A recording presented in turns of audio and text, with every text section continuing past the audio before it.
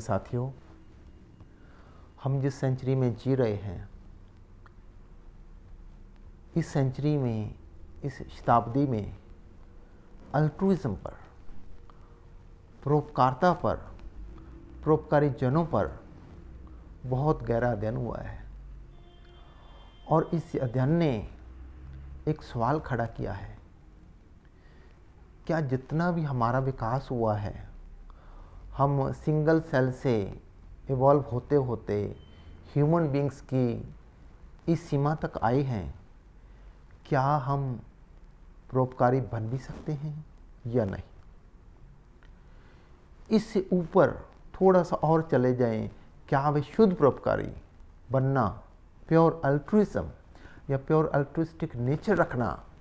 क्या हमारे बस में है? क्या सच में हम विशुद्ध परोपकारी जन बन सकते हैं या नहीं?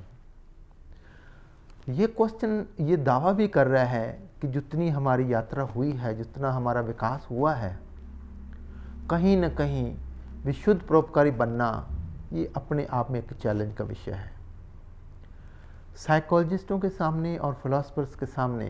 ये क्वेश्चन शुरू से ही, जब से ये सिविलाइजेशन पनपी है या उसका उदय हुआ है, तब से यही क्वेश्चन मार्क रहा है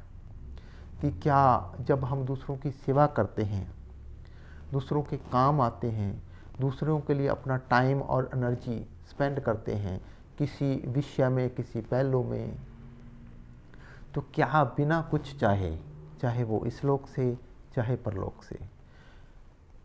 बिना किसी चाहत के, बिना किसी स्वार्थ या लालच के, क्या हम दूसरों के काम आ भी सकते हैं या नहीं? अलग अलग थिंकर्स की अपनी अपनी राय है, लेकिन इस सेंचुरी के थिंकरों ने यह दावा किया है कि इंसान प्योर अल्ट्रिस्टिक लेवल पर अभी इतना विकसित नहीं हो पाया कि हम प्योर अल्ट्रिस्टिक नेचर रख सकें। उसके पीछे कई कई कारण हैं जिसको हम बाद में देखेंगे। अगला क्वेश्चन ये है, जब कोई जन किसी के काम आता है, किसी की सेवा करता है, अपना टाइम और एनर्जी किसी पहलू में देता है और उसके बदले में कुछ भी नहीं चाहता, जैसा कि प्रैक्टिकली इतना ज़्यादा संभव नहीं है,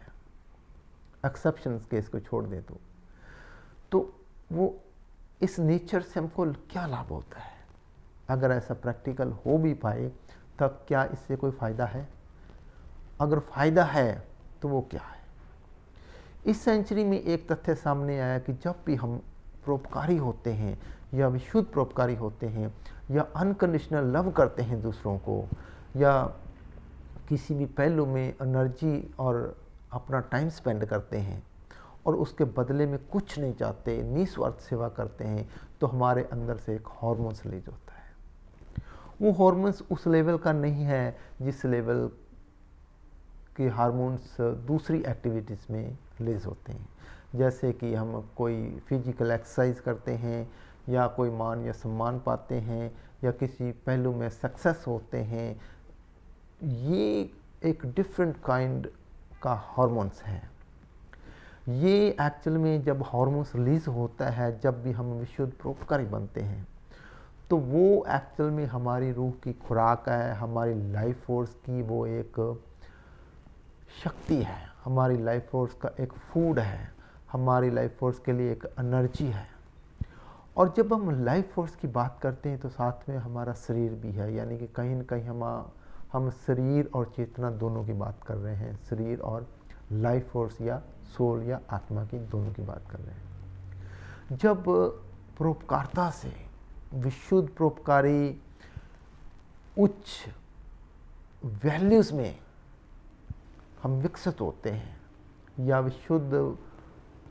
उच्च भावों से भरकर हम दूसरों के काम आते हैं बिना किसी कंडीशन के, तो जिस लेवल का वो हार्मोन्स रिलीज होता है वो अपने आप में एक विशेष है, यूनिक है, अद्वितीय है। उसकी कीमत इंसान समझ भी नहीं सकता, किसी मैटर से, किसी मटेरियल पदार्थ से या पैसे से या किसी और एक व दूसरी वस्तु से इस लेवल का हार्मोन्स रिलीज नहीं हो पाता। क्यों नहीं हो पाता? क्योंकि जब भी कोई उच्च भाव सेटिस्फाई होता है तो वो अपने आप में एक प्रकार का रस क्रिएट करता है, एक प्रकार का हार्मोन रिलीज करता है। लेकिन जब हम परोपकारी लेवल पे बात करते हैं या शुद्ध परोपकार के लेवल पे बात करते हैं तो वहाँ पर सिर्फ एक या दो सात्विक भाव नहीं होते, बल्कि हमारे कई सात्विक भावों का एक गुच्छा होता है, ग्रुप होता है। और एक्चुअल में परोपकार हम बनते ही तब हैं जब हमारे ईगो का लेवल बहुत डाउन चला जाता है, जब हमारे स्वार्थ का लेवल बहुत डाउन चला जाता है, जब हम किसी प्रकार की मान बढ़ाई प्रशंसा की चाहत नहीं रखते, किसी प्रकार के पुरस्कार की चाहत नहीं रखते, किसी प्रकार के स्वर्ग या प्रलोक की चाहत नहीं रखते, ना ही किसी प्रकार की खुशी की चाहत रखते हैं कि दूसरे हमें खुशी दें, तो ये कहीं न कहीं एक मोक्ष का लेवल भी है। क्योंकि जब हमारे नीच भाव कहीं न कहीं बहुत डाउन चले जाते हैं और उच्च भाव विकसित हो जाते हैं, इसी को ही एक्चुअल में मोक्ष कहा जाता है। और जब ये लेवल आता है तो हमारे अंदर से जो हार्मोन्स रिलीज होते हैं वो कहीं न कहीं हमारी आत्मा को, हमारी आत्मा की जीवनी शक्ति को और हमारी बॉडी को भी बहुत विकसित करते हैं, और कितनी ही शारीरिक बीमारियों से हमारी रक्षा भी होती है इस हार्मोन से। जब ये हार्मोन्स रिलीज होता है तो एक आदमी ये फील करता है कि आखिर मैं ही क्यों, ये जो वरदान मिला है, ये महासौभाग्य मिला है, आखिर मैं ही क्यों। ये वो लेवल होता है यहाँ पर इंसान किसी प्रकार के विरोधता की परवाह नहीं करता, किसी प्रकार की जितनी भी अपोजिशन है ना उसकी परवाह करता है, और इस रस को जब वो रिलीज़ कर पाता है या उसका टेस्ट कर पाता है तो वो कहीं न कहीं और चाहता है कि वो इस हार्मोन्स को और रिलीज़ करे। अब क्वेश्चन ये है कि जब हम इस हार्मोन्स की एक्सपेक्टेशन करते हैं या चाहत रखते हैं तो क्या ये विशुद्ध परोपकारी की कैटेगरी में आता है? ये अपने आप में बहुत बड़ा क्वेश्चन मार्क है। भले ही हम आत्मा के विकास की बात कर रहे हैं, हम अपने सेल्फ के विकास की बात कर रहे हैं, हमारा जो एक इनर सिस्टम है उसके विकास की बात कर रहे हैं, तो क्वेश्चन तो ये खड़ा होता ही है कि क्या ये विशुद्ध परोपकारी का लेवल है? तो दिवात्मा का ऐसा मानना था कि जब हम विशुद्ध परोपकारी बनते हैं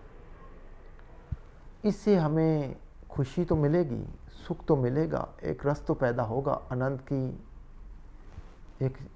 फीलिंग तो हमारे अंदर क्रिएट होगी, लेकिन किसी सुख की चाहत भी रखना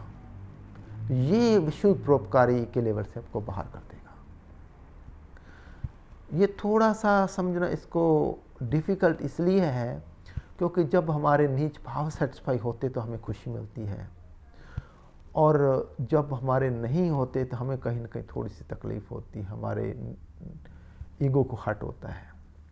वहीं पे जब हमारे उच्च भाव सेटिस्फाई होते हैं तो ये परोपकारिता का या परोपकारी फीलिंग्स जो हमारे अंदर हैं जब वो सेटिस्फाई होती तो वो एक रस, एक अमृत तो क्रिएट करती हैं, लेकिन इसकी चाह रखना भी कि ये क्रिएट हो तो ही मैं आगे सेवाकारी हो पाऊंगी, ये कहीं न कहीं हमारे को विशुद्ध परोपकारिता के लेवल से बाहर कर देती है। तो किसी प्रकार का भी सुख चाहना, भले वो उच्च सुख हो भले वो नीच सुख हो, ये विशुद्ध परोपकारी के लेवल से आपको बाहर कर देगा। विशुद्ध परोपकारिता का जो लेवल है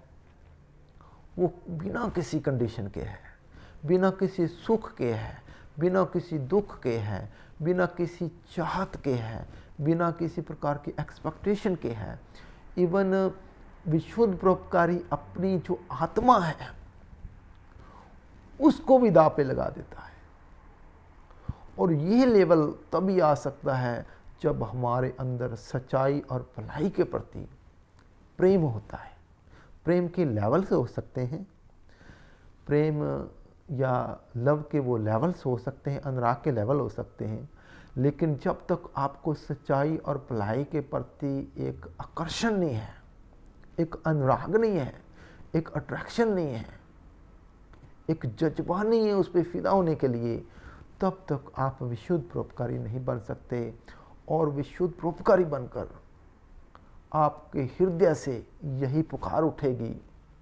कि हे नेचर, आखिर मैं ही क्यों, मुझे ही क्यों ये वरदान मिला, मुझे ही ये क्यों सौभाग्य मिला। वो बार बार ये चाहेगा कि मेरे इस एग्जिस्टेंस से इस नेचर में बेहतरी आए, ये नेचर विकास करे, ये नेचर में एक हार्मनी आए, ये नेचर में पीस आए, यूनिटी आए, एकता आए। और वो अपनी जो एनर्जी है, अपना टाइम है, अपनी जो एक उसकी ऊर्जा है, वो नेचर की बेहतरी के लिए, नेचर के विकास के लिए सब कुछ कुर्बान कर देगा, सेक्रीफाइस कर देगा। और उसके लिए उसको जो भी त्याग करना पड़े, जो भी कुर्बानी करना पड़े, जिस लेवल का भी उसको दुख झेलना पड़े, वो इससे पीछे नहीं हटेगा। तो फ्यूचर में हम देखेंगे कि प्योर अल्ट्रिज्म का जो एक कंट्रोवर्शियल क्वेश्चन मार्क है कि क्या हम अल्ट्रिस्टिक हो सकते हैं या नहीं हो सकते हैं तो उसके लेवल्स क्या हैं। क्योंकि जितना भी हमारा अल्ट्रुइज्म है वो डिफरेंट लेवल्स में सर्वाइव करता है। कुछ शारीरिक सेवाएं करना चाहते हैं, कुछ मानसिक सेवाएं करना चाहते हैं, कुछ आध्यात्मिक सेवाएं करना चाहते हैं, कुछ अन्य सेवाएं भी हैं। तो जैसे जैसे हमारी सेवाओं का लेवल बढ़ता जाएगा, वैसे वैसे हम विशुद्ध परोपकारी तो होंगे ही होंगे, कहीं न कहीं विशुद्ध परोपकारिता का जो एक प्योर अल्ट्रुइज्म का लेवल है वो भी बढ़ता जाएगा। Thank you.